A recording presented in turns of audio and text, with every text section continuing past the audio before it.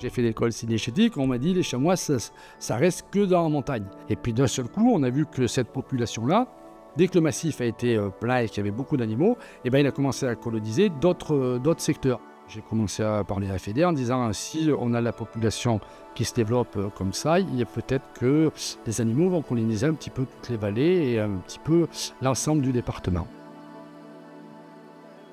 Le comptage, du coup, c'est tous les ans, donc ça fait depuis 2001. Et donc tous les animaux qui seront identifiés sont notés avec un point de localisation. On voit qu'il y a des animaux qui sont prêts à se déplacer énormément, à faire des parcours qui sont vraiment assez remarquables d'ailleurs et qui sont inédits même on pourrait dire. Et c'est au fur et à mesure de ces comptages-là, on va pouvoir avoir une tendance de la population qui va se dessiner. Il n'y a jamais eu d'étude qui a été faite sur le chamois depuis son introduction dans le Cantal en 78-79. Ils se sont dit, du coup, la fédération de chasse du Puy-de-Dôme, que ça serait bien d'équiper de collets GPS des animaux pour suivre leur parcours. Donc cette étude avait été lancée par Gilles et par les chasseurs locaux aussi du Sancy.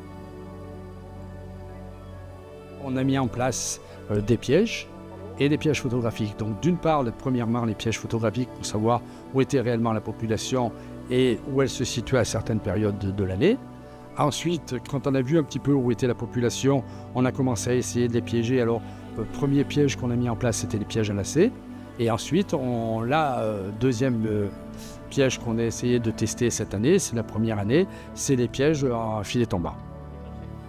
Les études scientifiques, c'est vraiment pour connaître du coup les déplacements et essayer de prévoir et anticiper un petit peu les futures zones de colonisation du chamois. Donc on travaille aussi avec les départements voisins, là où il y a des populations de chamois. Et après, on a aussi un complément au niveau génétique, derrière les corrélés aussi avec les déplacements spatiaux, colliers GPS.